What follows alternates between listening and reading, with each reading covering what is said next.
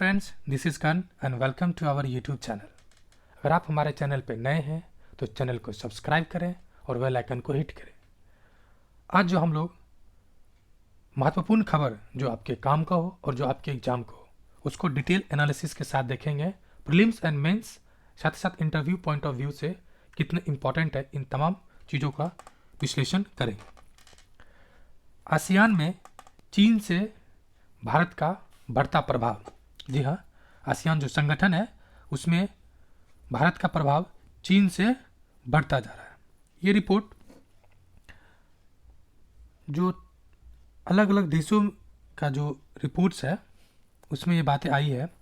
जैसे Eurasian times है उसमें ये कहा गया है कि भारत वर्ष 2023 में जो उसकी स्वीकार्यता है, यानी भारत की जो स्वीकार्यता है 5.1 से 11.3 तक पहुंच गया है। कहाँ पे? आसियान देशों में। नेक्स्ट जो रिपोर्ट है, सिंगापुर के एक इंस्टीट्यूशन है सिंगापुर का, उसने भी इस बात को स्वीकृति दी है कि भारत का जो स्वीकार्यता है आसियान देशों में वो बढ़ता जा रहा है। और 6 देशों में जो भारत की स्थिति है वह तीसरे स्थान पर है, यानी 6 देश अलग अलग टॉप जो है उसमें से भारत का स्थान अब तीसरा पे आ गया है। भारत ऑस्ट्रेलिया और ब्रिटेन के बाद स्थान आता है, यानी भारत से पहले अगर जो स्थान है वो ब्रिटेन का है और ऑस्ट्रेलिया का है। इसी का नेक्स्ट पार्ट, तो इसके जो परिणाम ये भारत के अनुकूल आए, इसके पीछे कई कारण हैं। कारण यह है कि जो भारत का जो एक चीन के विकल्प के तौर पे अब आसियान देश भारत को चीन के विकल्प के तौर पे देखने लगा। आसियान देशों के अगर सदस्य की बात की जाए तो टोटल 10 है, जिसमें से Brunei, Cambodia, Indonesia, Laos, Malaysia, Myanmar, Philippines, Singapore, Thailand, Vietnam. फिर से Brunei, Cambodia, Indonesia, Laos, Malaysia, Myanmar, Philippines, Singapore, Thailand, Vietnam, ये टोटल आसियान मेंबर है। और हालांकि भारत जो आसियान देश तक पहुंच बढ़ाने के लिए कई काम किए हैं। जैसे अपने जो लुक ईस्ट पॉलिसी था उसको लुक ईस्ट पॉलिसी को एक्ट ईस्ट में तब्दील किया है, यानी जो पहले सिर्फ देखो की नीति था अब उस पर काम किया जा रहा है। इसके अलावा द्विपक्षीय संबंधों को मजबूत करने के लिए द्विपक्षीय संबंध जो दो देशों के बीच उसको बढ़ाया जा रहा है, और जो बहुपक्षीय संबंध के लिए जो कई अलग अलग मंच है इसके माध्यम से काम कर रहा है। और भारत को जो आसियान देश एक सैनिक विकल्प के तौर पे भी देख रहा है। नेक्स्ट खबर, जीएसटी संग्रह पिछले वर्ष के मुकाबले 22% बढ़ गया है। जी हाँ, चूंकि जीएसटी जो 2017 में आया था उसके बाद 2017 से 2022 तक ये जो सफ़र रहा वो बहुत ही अच्छा रहा। इसीलिए यहाँ मेंस में क्वेश्चंस बन सकता है, प्रीलिम्स में भी मेंस में भी, कि आप जीएसटी को यानी उसके पॉजिटिव और नेगेटिव क्या क्या एस्पेक्ट्स हो सकते हैं। तो ये कह सकते हैं कि पूरे वर्ष के दौरान जो पिछले वर्ष है उसमें जो जीएसटी का जो वृद्धि है, परसेंटेज इंक्रीमेंट है वो 22%, यानी अगर पॉजिटिव पॉइंट आए तो ये कह सकते हैं कि जीएसटी है वो 22% की वृद्धि के साथ काफ़ी सकारात्मक रहा। पूरे वर्ष का संग्रह जो जीएसटी संग्रह है वो टोटल कितना है 18.0 लाख करोड़ है टोटल, यानी एक साल का जो कलेक्शन है 18.10 लाख करोड़ है। नेक्स्ट पॉइंट की बात की जाए तो औसत जो इसका कलेक्शन है जीएसटी का वो 1.51 लाख करोड़। ये मेंस में आप इसको कोट कर सकते हैं जीएसटी के पॉजिटिव पॉइंट्स में दिखाना हो तो। नेक्स्ट इसी से रिलेटेड और जो पॉइंट्स हैं, नए वित्त वर्ष 23-24 में जीएसटी संग्रह 12% वृद्धि है जो लक्ष्य रखा गया, यानी जो नेक्स्ट ईयर है, यानी 2023-24 के लिए जो जीएसटी का संग्रह का जो कलेक्शन का जो टारगेट है वो 12%, यानी टारगेट कितना है नेक्स्ट ईयर के लिए, नेक्स्ट फाइनेंशियल ईयर के लिए 12% है। नेक्स्ट, अगर जीएसटी संग्रह बड़े राज्यों की बात की जाए तो जो टॉप पर है वो राज्य तमिलनाडु है, टॉप पे तमिलनाडु है एंड कर्नाटका। अगर बिहार की बात की जाए जीएसटी कलेक्शन में तो 29.44% है बिहार का। ये सब पॉजिटिव पॉइंट्स है जिसको आप जीएसटी में दिखा सकते हैं। और जीएसटी आया था 2017 में, कौन सा संवैधानिक संशोधन के माध्यम से आया था ये आप कमेंट कर सकते हैं। नेक्स्ट, पैसे से नहीं तौल सकते पत्नी और मां का योगदान। जी हाँ, ये न्यूज इसलिए खबर में है कि पंजाब और हरियाणा हाईकोर्ट, जो पंजाब और हरियाणा हाईकोर्ट है, उसने बोला कि ये मैटर गया था कि मोटर वाहन दुर्घटना के मुआवजे के संदर्भ में जो मोटर वाहन से संबंधित जो मुआवजा दिया जाता है उसमें देने से इनकार कर दिया था। इसमें हाईकोर्ट ने कहा कि पत्नी और माँ का जो सेवा है वो 24/7 होता है, इसलिए आप इसकी किसी पैसे से इसकी तुलना नहीं कर सकते हैं। और ये बोला गया कि घर में पत्नी और माँ का योगदान अमूल्य है। आप इसको, ये तो व्यवहारिक जीवन में है ही, माँ की इस बात को कोर्ट ने भी रेखांकित किया है कि जो पत्नी या माँ का जो योगदान है घर में वो मतलब अतुलनीय है, इसलिए इसको तुलना नहीं की जा सकती है और किसी कॉम्पनसेशन के जरिए इसको कम नहीं किया जा सकता है। इस पर मोटर वाहन दावा न्यायाधिकरण जो है, इसने ये बोला कि जनरल इंश्योरेंस कंपनी को एक जो मामला था परमजीत कौर के संदर्भ में कि जो मुआवजा है उसके माध्यम से आप उसके दर्जा को कम नहीं कर सकते हैं और जो आपको दिया गया है, मुआवजा देने को कहा गया उतना आपको देना पड़ेगा। दूसरा इसी से रिलेटेड है, एक बॉम्बे हाईकोर्ट का निर्णय है कि सड़क हादसे में पीड़ित की पुनर्विवाह के अगर हो जाता है, कोई सड़क हादसा होता है किसी का और अगर वो महिला पुनर्विवाह कर लेती है तो आप उसको मुआवजा देने से इनकार नहीं कर सकते हैं, क्योंकि उसका जो शादी करने का अधिकार है, हम लोग जानते हैं कि जो मौलिक अधिकार है आर्टिकल 21 के अंतर्गत, आर्टिकल 20 जो फंडामेंटल राइट है उसके 21 के अंतर्गत किसी महिला को अपने जीवन साथी चुनने या किसके साथ रहने या उस पर किसका अधिकार है, इसको अधिकार दिया है। इसलिए अगर कोई महिला उसके हादसे में उसके पति की मृत्यु हो जाती है और वो दूसरी शादी कर लेते हैं तो आप इस आधार पर उसको नहीं मुआवजा देने से इनकार नहीं कर सकते। नेक्स्ट खबर, देश भर में 38,000 से ज़्यादा जलाशय अतिक्रमण के शिकार। जी हाँ, ये खबर है, ये इम्पॉर्टेंट इसमें यह है आपके लिए कि मेंस में अगर ये पॉइंट्स आए तो आप इसको लिख सकते हैं कि जो जलाशय है, क्योंकि अभी जल जीवन हरियाली जो कार्यक्रम है काफ़ी ज़ोर शोर से चल रहा है और क्लाइमेट चेंज से रिलेटेड भी काफ़ी चीज़ें हो रही है, तो इसमें ये महत्वपूर्ण भूमिका निभा सकता है कि जो जलाशय है उस पर, चूँकि ये पहला रिपोर्ट है, रिपोर्ट में कहा गया है कि गांव और शहरी क्षेत्रों में जिन जलाशय पर कब्जा है वह देश में कुल मौजूद, यानी देश में जलाशय की संख्या की बात की जाए तो 2,42,04,540 जलाशय है, यानी देश में कह सकते हैं तकरीबन 2.4 करोड़ जलाशय है।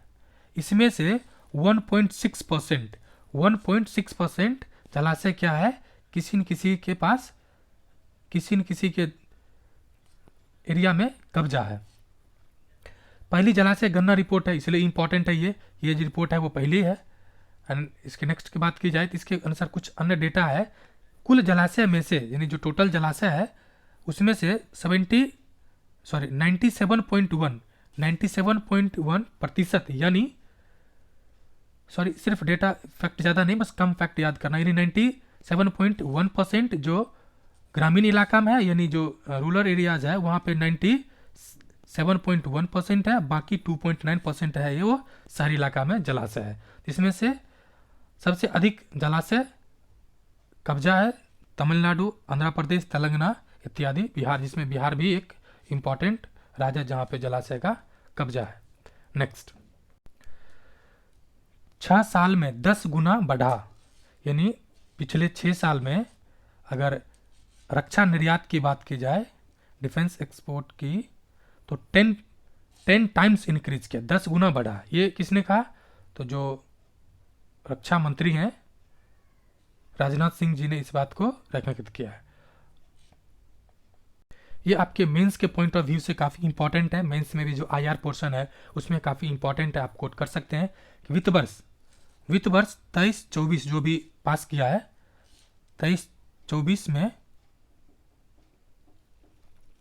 अगर बात की जाए तो सर्वाधिक 15,920 करोड़ रुपया सैन्य साजो सामान का निर्यात हुआ है। ये वर्ष जो भी समाप्त हुआ है 22-23, उसका ये डेटा है, यानी 15,900, यानी कह सकते हैं तकरीबन 16,000, लगभग 16,000 क्या हुआ है करोड़ रुपया आया है सैन्य साजो सामान के निर्यात से, जो पिछले 6 साल में जो 10 गुना वृद्धि को दर्शाता है। यानी 2016-17 में ये 1521 करोड़ रुपया का सैन्य साजो सामान था, और अभी हो गया है 15,000 से ज़्यादा, तकरीबन 16,000।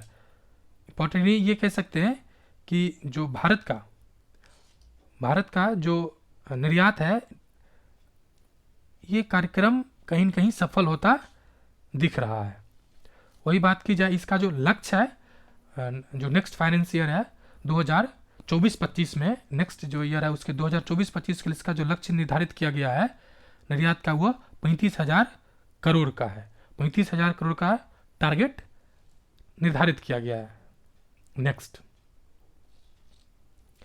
एक डेटा है जो इंटरव्यू और मेंस में इंपॉर्टेंट है कि जो नक्सल प्रभावित जिला है उसकी संख्या लगातार 2014 से घटता जा रहा है। 14 में बात करें तो 70 था, 16 में 2 साल पे जो आंकड़े आ रहा है 60 हो गया, 20 में 53 हो गया, और 22 में अभी जो आंकड़े हैं लेटेस्ट 45 है। यानी कह सकते हैं 2014 से 2022 में 70 से घट के 45 आ गया। ये इंपॉर्टेंट है कि कह सकते हैं कि जो नक्सल प्रभावित क्षेत्र है वह कहीं न कहीं कमी देखने को मिल रहा है। नेक्स्ट खबर, बीपीएससी की जो 75वां स्थापना दिवस था, इसको लेकर था, यानी अमृत वर्ष कह सकते हैं कि बीपीएससी के इतिहास का अमृत वर्ष है। इस समारोह में राज्यपाल जी का नाम क्या है आप कमेंट कर सकते हैं, क्योंकि बैक टू बैक अभी इस पर चर्चा चल रहा है। मुख्यमंत्री सहित अन्य आयोग के अध्यक्ष भी इसमें शामिल हुए। इसमें जो महत्वपूर्ण बातें हैं आपके लिए काम की, कि पहली बात तो ये एक माननीय मुख्यमंत्री जी ने जिक्र किया कि 6 में से 3 सदस्य तो रिक्त है उनके पद, यानी यहाँ पे मेंबर कितने हैं बीपीएससी में? 6, इसमें से एक चेयरमैन एंड 5 अलग मेंबर है। ठीक है। दूसरी इसमें इंपॉर्टेंट ये है, जो आपके काम की खबर है, कि मुख्य जो सचिव है अमीर चौहानी जी हैं, और तीसरी बिहार राज्य पिछड़ा आयोग के अध्यक्ष न्यायमूर्ति संजय कुमार हैं। बिहार राज्य पिछड़ा आयोग के अध्यक्ष जो बीपीएससी के प्रीलिम्स या राज्य के अन्य एग्जाम में पूछे जाते हैं, बिहार राज्य पिछड़ा आयोग के अध्यक्ष न्यायमूर्ति संजय कुमार है। नेक्स्ट जो खबर है इसी से रिलेटेड, कि स्टार्टिंग में जब बीपीएससी का एस्टेब्लिशमेंट हुआ था, कब हुआ था? 1 अप्रैल 1949, 1 अप्रैल 1949 में हुआ था। बिहार लोकसेवा आयोग अस्तित्व में आया था, और कहाँ इसका मुख्यालय था? स्टार्टिंग में इसका मुख्यालय रांची में था। इसको रांची से पटना कब लाया गया? 1 मार्च 1951 इसका पटना मुख्यालय स्थानांतरित किया गया, जो अभी वर्तमान में है। उसके अलावा 1 मार्च 1953 से इसको संवैधानिक आयोग के दर्जा प्रदान कब हुआ? 1953 में, यानी एस्टैब्लिशमेंट हुआ 49 में, और जो कॉन्स्टिट्यूशनल बॉडी का जो इसको स्टेटस मिला वो 1953 में। स्टार्टिंग में झारखंड जब साथ था तो 10 मेंबर था, लेकिन अभी 6 है।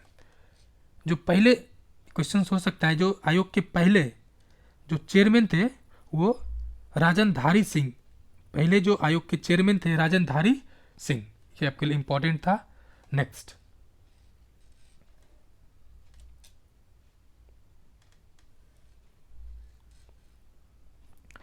भारत और मलेशिया के बीच रुपये में होगा कारोबार। जी हाँ, ये आईआर के पॉइंट से काफ़ी इंपॉर्टेंट है कि जो भारत और मलेशिया है उसके बीच में अब जो डॉलर में जो पहले होता था अब रुपया में भी होगा। मलेशिया आसियान देश का पहला ऐसा देश है, चूँकि अभी हम लोगों ने आसियान को देखा भी था कि आसियान देश ये पहला ऐसा देश है जिसके साथ भारत का व्यापार जो होगा वो रुपया में होगा। भारत के जो इससे द्विपक्षीय जो कारोबार है, जो बायलैटरल ट्रेड है वो इंक्रीज होगा। ये कोलालमपुर स्थित India international bank of Malaysia को भारत सरकार बैंक ऑफ यानी कह सकते हैं कि जो कोलालमपुर स्थित India international bank of Malaysia और भारतीय सरकार के जो बैंक यूनियन ऑफ इंडिया के साथ वेस्ट्रो खाता खोलने की अनुमति दी गई। यानी कह सकते हैं कि ये दोनों देशों के जो बैंक है उसके बीच समझौता हुआ और इसके लिए एक अकाउंट ओपन करना है जो जिससे कि रुपया में ट्रांजैक्शन होगा, उसको कहते हैं वोस्ट्रो अकाउंट। एक दिन पहले ही जो चूँकि अभी भारत ने अपना विदेश नीति को घोषणा किया और कल हम लोग ने देखा था कि भारत के साथ साथ रसिया ने भी अपना विदेश नीति को घोषणा की थी। ये कारोबार दोनों के बीच होगा। अब भारत जो है दुनिया में अलग अलग देशों के साथ क्या करता है, रुपये के साथ व्यापार करता है। तो टोटल कितने देश हैं जिसके साथ भारत का रुपया में व्यापार होता है? तो ये देशों की संख्या जो है 18 है। यानी 18 देश है जिसके साथ भारत डॉलर के साथ साथ रुपया में भी व्यापार करता है और 18 देश 60 बैंक। इसमें से अगर इम्पोर्टेंट जो देश की बात की जाए तो हमारे पड़ोसी म्यांमार है, फिर रूस है, सेशल्स है, ब्रिटेन है, श्रीलंका है, न्यूजीलैंड है, इजराइल है, फिजी है इत्यादि देश इसके साथ भारत का रुपये के साथ व्यापार होगा। टोटल देशों की संख्या 18 है। अब बिहार बजट का इंपॉर्टेंट यह है कि बिहार बजट का 99% हिस्सा खर्च हो गया। जी हाँ, जो बिहार में जो बजट पेश किया गया था उसका 99% हिस्सा खर्च हो गया, जिसमें से जो केंद्रीय हिस्सेदारी थी वो 9.29%। और ये जानकारी किसने दी? तो वित्त मंत्री ने इसकी ये जानकारी दी। इसमें जो नेक्स्ट आपके लिए इंपॉर्टेंट ये है प्रीलिम्स एंड मेंस, ये दोनों के लिए इंपॉर्टेंट है इक्वली। तो केंद्रीय करों में राज्य का जो हिस्सा है वो 55,510 है। वही बात की जाए वित्त आयोग से अनुदान जो मिला राज्य को, ये मेंस में आप इसको कोट कर सकते हैं कि 6,584। प्रीलिम्स में तो पॉइंट्स डायरेक्ट पूछा ही जाता है, मेंस में आप इसको लिख सकते हैं। वित्त आयोग से जो अनुदान प्राप्त हुआ 6,584 करोड़ में रुपया है। उसके बाद कुल ओवरऑल जो खर्च हुआ वो 2,35,000 करोड़। नेक्स्ट, ये आप मेंस में या प्रीलिम्स में देख सकते हैं, ज़्यादा डेटा नहीं है। आपको ये देखना कि जो विदेशी पर्यटक है बिहार में जिसके आंकड़े हैं वो 1 लाख के पार हो गया है। इसमें इंपॉर्टेंट ये है कि जो देसी पर्यटक है प्रीलिम्स पॉइंट ऑफ व्यू से काफ़ी इंपॉर्टेंट है, वो सर्वाधिक जो देसी पर्यटक है वो पटना घूमते हैं, जबकि जो विदेशी पर्यटक है वो गया में ज़्यादातर जाते हैं। क्योंकि ये यहाँ से स्टेटमेंट बना सकता है कि मैक्सिमम पर्यटक जो है वो गया जाते हैं, बात तो सही है, लेकिन देसी पर्यटकों में सर्वाधिक जो है वो पटना आते हैं। नेक्स्ट, अब जो वित्त मंत्री हैं ये मेंस के और इंटरव्यू पॉइंट के लिए काफ़ी इंपॉर्टेंट है कि जो शराबबंदी के बाद जो राज्य के जो वित्तीय स्थिति पे जो नकारात्मक प्रभाव पड़ा, इसको राज्य सरकार ने अलग अलग प्रयासों से कम करने की कर रहा है, जिसमें सफलता दिख रही है। जैसे कि ये वित्त मंत्री ने के अनुसार जो शराबबंदी के बाद जो राज्य की स्थिति खराब हुई उसके लिए जो आंतरिक स्रोत है उससे राज्य की जो राजस्व है उसमें वृद्धि हो रही है। वाणिज्य कर और निबंधन विभाग ने वर्ष 2022-23 में उगाही में सबसे अव्वल, यानी जो मैक्सिमम टैक्स आया है किस डिपार्टमेंट से आया है तो वाणिज्य कर और निबंधन विभाग मैक्सिमम आ गया। इसकी जानकारी किसने दी? तो वित्त वाणिज्य और संसदीय कार्य मंत्री विजय कुमार चौधरी। कौन मंत्री है? मंत्री जी का नाम है विजय कुमार चौधरी। इसने ये बात की जानकारी दी और बताया कि राज्य में जो 34,000 करोड़ रुपया इससे सर्वाधिक आया है जो वाणिज्य कर से आया है। नेक्स्ट, जो इसी में आपके लिए इम्पोर्टेंट है कि जो जल संसाधन जो मंत्री हैं जल संसाधन तथा सूचना एवं जनसंपर्क मंत्री संजय कुमार, ये भी आपके लिए इंपॉर्टेंट है। फ्रेंड्स, अगर वीडियो पसंद आए तो उसको लाइक करें, शेयर करें, और अगर चैनल को अभी तक सब्सक्राइब नहीं किया है तो प्लीज़ सब्सक्राइब कर लें और बेल आइकन को हिट करें। शुक्रिया।